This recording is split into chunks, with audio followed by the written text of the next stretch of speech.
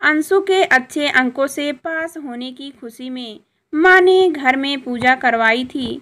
प्रसाद के रूप में तरह तरह के फल, दूध, दही, घी, मधु, गंगा जल वगैरह काफी सारा सामान एकत्रित किया गया था।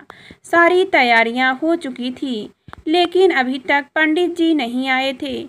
माँ ने अंशु को बुलाकर कहा, अंशु, एक बार फिर लखन पंडित जी के घर चले जाओ, शायद वे लौट आए हों, उन्हें जल्दी से बुला लाओ। लेकिन माँ, अब और कितनी बार जाऊं? 3 बार तो उनके घर में चक्कर काट आया हूँ। हर बार यही जवाब मिलता है कि पंडित जी अभी तक घर नहीं आए हैं। अंशु ने टक्का सा जवाब दिया तो माँ सहजता से बोली, तो क्या हुआ, एक बार और सही, जाओ उन्हें बुला लाओ। उन्हें ही बुलाना जरूरी है क्या? किसी दूसरे पंडित को बुला सकते हैं क्या? अंशु ने खींचते हुए कहा, ये कैसी बातें करता है तू?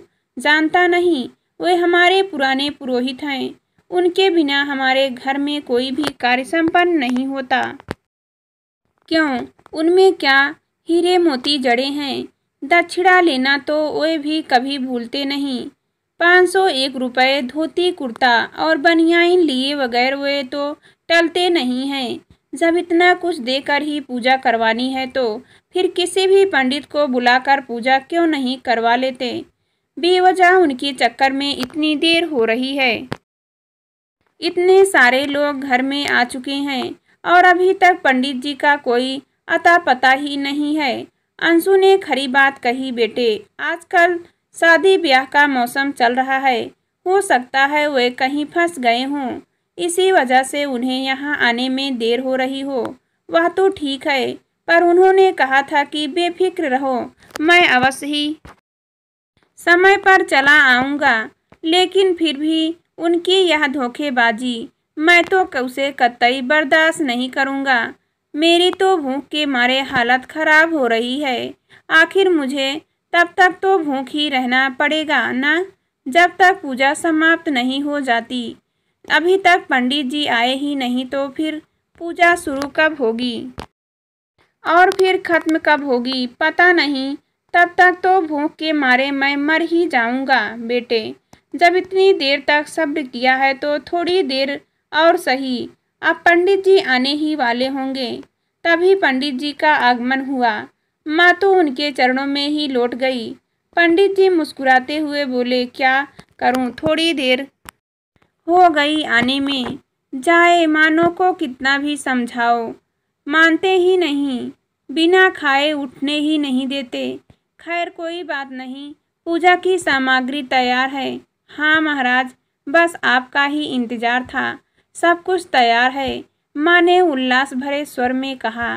तभी अंशु का छोटा भाई सोनू भी वहां आकर बैठ गया। पूजा की सामग्री के बीच रखे पेड़ों को देखकर उसका मन ललचा गया।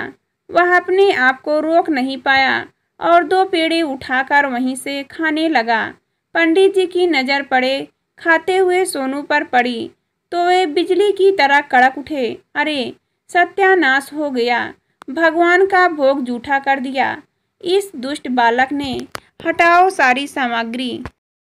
फिर से जुटाई गई और पंडित जी मिट्टी की एक हड़िया में शीतल प्रसाद बनाने लगे। अंशु हड़बड़ाकर बोला उठा, अरे अरे पंडित जी, आप यह क्या कर रहे हैं? भाई, शीतल प्रसाद और चरणामृत बनाने के लिए हड़िया में दूध डाल रहा हूँ, मगर यह दूध तो जूठा है। जूठा है? वह कैसे? यह तो मैंने अलग ही मंगवाया है।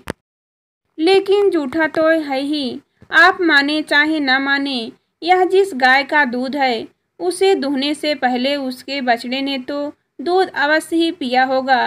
तो क्या आप बछड़े के जूठे दूध से प्रसाद बनाएंगे? यह तो बड़ी गलत बात है। पंडित जी के चेहरे की रंगत उतर गई, वे कुछ भी बोल नहीं पाए, चुपचाप हड़िया में दही डालने लगे। अंशु ने फिर टोका, पंडित जी, यह दही तो दूध से भी गया गुजरा है। मालूम है दूध फटकर दही बनता है। दूध तो जूठा होता ही है और इस दही में तो सूक्ष्म जीव होते हैं।